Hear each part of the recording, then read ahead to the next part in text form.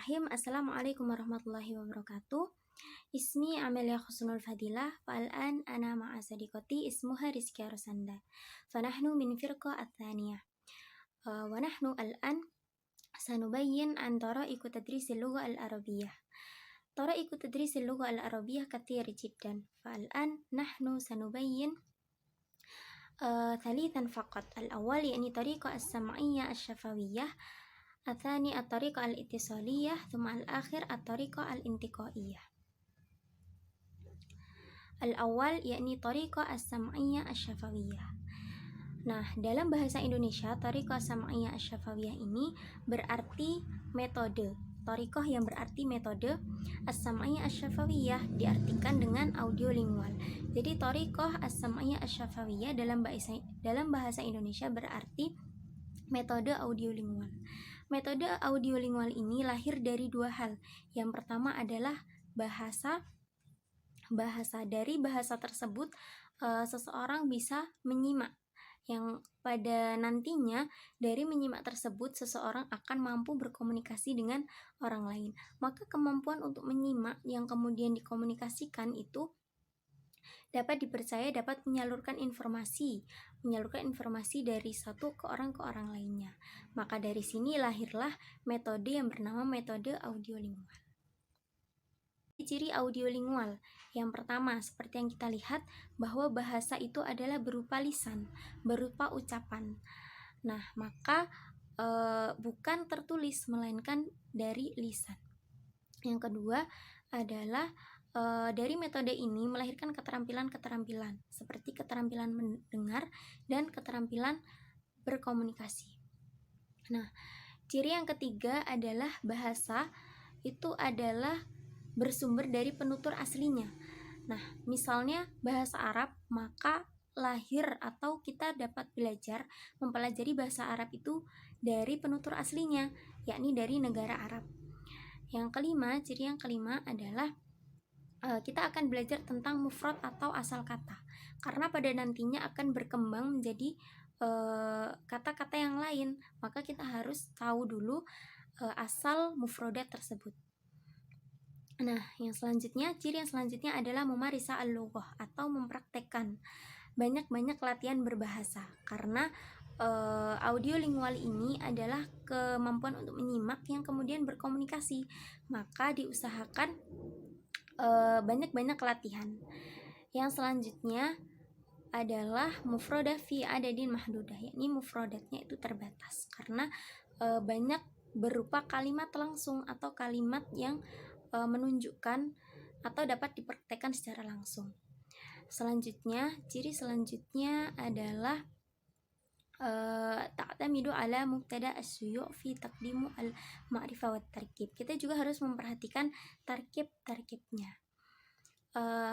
Ciri dari metode audiolingual ini adalah teks atau materi pembelajarannya itu adalah berupa dialog atau al-hawarah, karena dari dialog tersebut seseorang dapat mempraktekkan atau dapat memahami dan mempraktekkan atau menerapkannya secara langsung dalam kehidupan sehari-hari. Bismillahirrahmanirrahim. Ya, saya di sini akan menjelaskan tentang bab at-tariqatu at-tawasuliyah al-itasiliyah, yang artinya adalah metode kontak komunikatif. Jadi pada metode ini, tujuan dari metode ini itu yaitu agar seluruh siswa memperoleh kemampuan menggunakan bahasa asing sebagai alat komunikasi untuk mencapai berbagai tujuan. Metode ini itu tidak memandang bahasa sebagai seperangkat struktur dan pola yang dimaksud untuk dirinya sendiri, tetapi lebih menganggapnya sebagai sarana untuk mengungkapkan berbagai fungsi kebahasaan seperti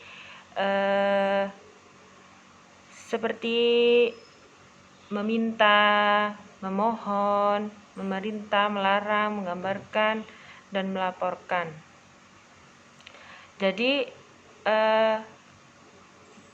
ketika kita mempelajari bahasa asing, yang pasti yang harus kita pelajari di bahasa asing itu yang paling utama itu ketika kita fasih dalam berkomunikasi dengan menggunakan bahasa itu, bukan hanya sekedar paham, tetapi kita bisa berkomunikasi dengan baik menggunakan bahasa itu. Fi hadhihi thariqah disajikan dengan cara bukan atas dasar perkembangan linguistik, tetapi atas dasar kemajuan karir yang komunikatif, pekerjaan yang dilakukan melalui berbagai kegiatan di dalam satuan pendidikan. Kemudian metode pengajaran tergantung pada penciptaan situasi nyata dan realitas untuk penggunaan bahasa, seperti pengajuan pertanyaan, bertukar informasi dan ide, merekam dan mengambil informasi, atau menggunakan keterampilan untuk memecahkan masalah, berdiskusi, dan berpartisipasi. Jadi banyak sekali al-misal fit thariqah at-tawassuliyah al-ittisaliyah. Jadi itu banyak sekali macam-macamnya. Jadi kalau kita berusaha untuk ketika mempelajari bahasa, kita menggunakan metode komunikatif ini, salah satu thariqah untuk kita bisa belajar bahasa Arab, karena seperti yang kita ketahui, bahasa itu identik dengan ketika kita bisa mengucapkan bahasa tersebut dengan lancar dan fasih dan jelas gitu. Selanjutnya adalah al-malamih wal ijabiyat, yaitu fitur dan keunggulan dari metode komunikatif ini. Yang pertama, komunikasi adalah al-ittisal huwa al-hadfu wa huwa wadifatu al-asas al-lughah. Jadi komunikasi adalah tujuan dan fungsi dasar suatu bahasa. Jadi komunikasi itu fungsi paling dasar bahasa, communicative competence. Jadi ketika kita mengucapkan sesuatu itu dengan bahasa itu bisa fasih dan jelas seperti itu. Yang kedua, at-ta'allum al-lugha at-tariqa al-mawaqif, yaitu belajar bahasa itu melalui situasi. Jadi kayak situasi fil mat'am, fil mator, kayak di restoran atau di bandara, seperti itu. Yang ketiga, keunggulan dari menggunakan metode ini adalah tertarik pada aspek fungsional bahasa. Yang keempat, berkaitan dengan kelancaran dan makna linguistik, bukan akurasi formal. Yang kelima adalah bil maharah arba'ah, yaitu memperhatikan keempat keterampilan tersebut. Di sini artinya yaitu jadi kita harus memperhatikan banyak keterampilan, dari mulai keterampilan berbicara, mendengar, dan lain sebagainya. Selanjutnya adalah bil ansyita as-safiyah, yaitu memperhatikan kegiatan di kelas. Jadi kita benar-benar memperhatikan bagaimana proses pembelajaran itu. Selanjutnya adalah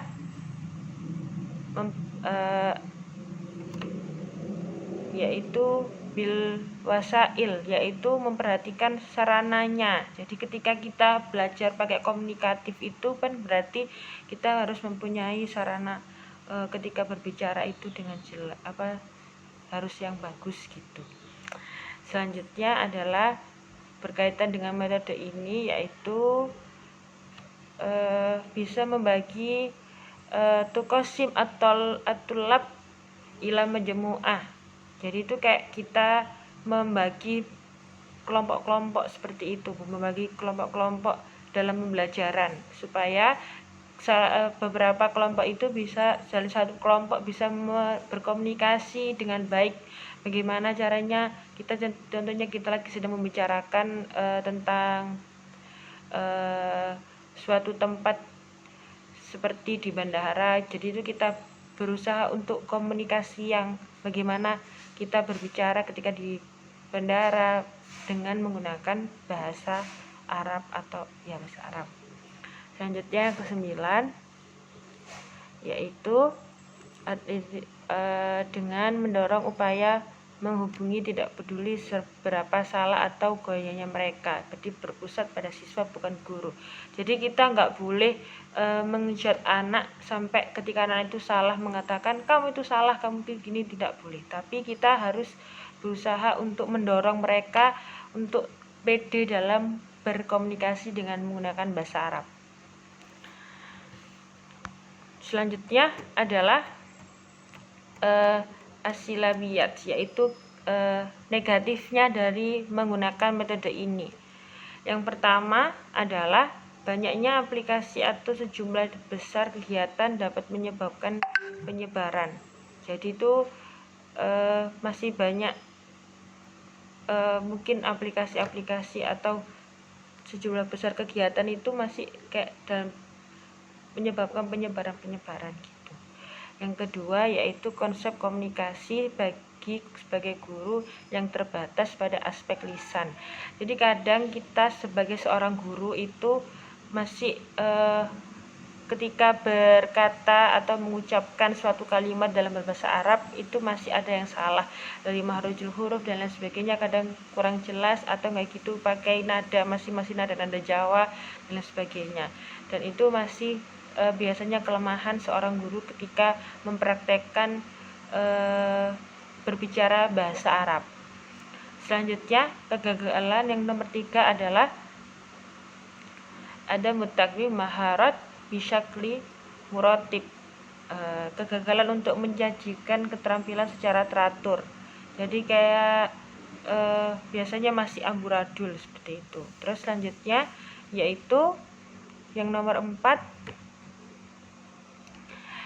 ya ba'du al-muallimin, beberapa guru itu terlihat seperti sebagai pemandu, korektor atau petugas. Jadi guru itu sebagai kayak seperti pemandu, jadi mengajarkan bagaimana yang benar. Selanjutnya adalah at-thariqah al-intiqaiyah.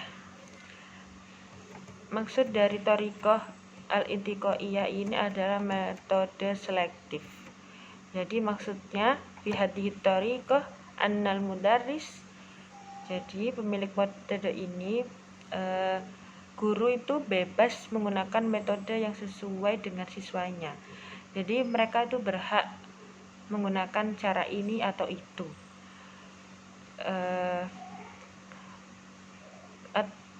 Fi hadat tariqah annal mudarris harf fi itiba at-tariqah allati talaimu at-talibah falahu haqqun fi istihdam hadat tariqah au tilka. Jadi guru itu berhak untuk menggunakan metode ini atau metode komunikatif atau metode-metode yang lainnya.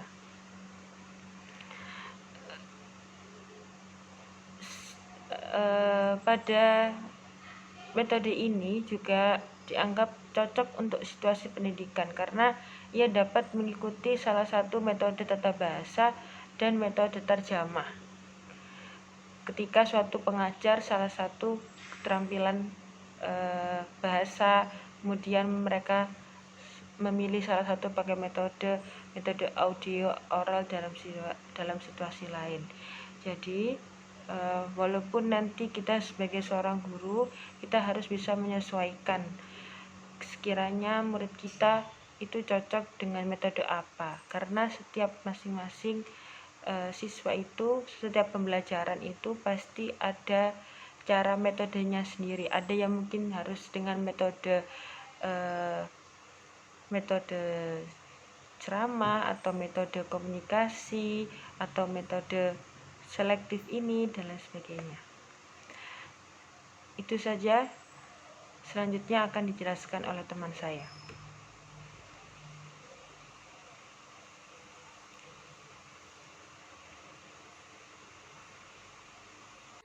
Yang ketiga ini adalah al-mulamah wal iftiradat. Nah, yang pertama, kullu tariqa fi tadris laha muhasihah. Yakni setiap metode dalam pembelajaran itu pasti memiliki kelebihan, yang dimana kelebihan tersebut diharapkan dapat menghidupkan suasana proses belajar mengajar. Yang kedua, tidak ada metode yang sepenuhnya benar dan tidak juga ada metode yang sepenuhnya salah. Setiap metode pasti memiliki kekurangan dan kelebihannya masing-masing. Yang ketiga, tidak ada satu metode pun yang di situ dapat memenuhi semua tujuan pembelajaran. Tidak ada satu metode pun yang sesuai dengan semua siswa atau semua guru. Semua pasti memiliki porsi masing-masing. Yang keempat adalah memungkinkan bagi seorang guru dapat melihat metode-metode sebelumnya, bukan untuk menentangi atau memberikan kritikan, namun bisa menjadi pelajaran. Nah, apabila metode yang saat ini digunakan memiliki kekurangan, barangkali di metode-metode sebelumnya ada jawaban yang mungkin bisa kemudian disatu padukan sehingga menjadi metode yang dapat mencapai tujuan pembelajaran. Nah, yang kelima, yang terpenting dalam proses pembelajaran atau proses pendidikan, yang penting adalah perhatian penuh terhadap siswa. Jadi seorang guru harus memberikan perhatian penuh terhadap siswanya, harus memahami betul-betul kondisi siswanya, seberapa potensinya, kemudian kemampuannya, seorang guru harus mampu memahaminya. Nah, yang terakhir, dalam proses pembelajaran, ketika seorang guru sudah memahami bagaimana kondisi siswa tersebut, maka dengan mudah seorang guru dapat menentukan metode manakah yang akan digunakan dalam untuk menyalurkan materi yang akan disampaikan. Jadi, seorang guru juga harus menentukan mana metode yang cocok untuk setiap siswanya. Mungkin cukup itu saja yang dapat kami sampaikan. Kurang dan lebihnya mohon maaf. Mungkin barangkali ada pertanyaan atau sanggahan bisa disampaikan melalui kolom diskusi. Cukup dari kami, kurang dan lebihnya mohon maaf. Syukron. Wassalamualaikum warahmatullahi wabarakatuh.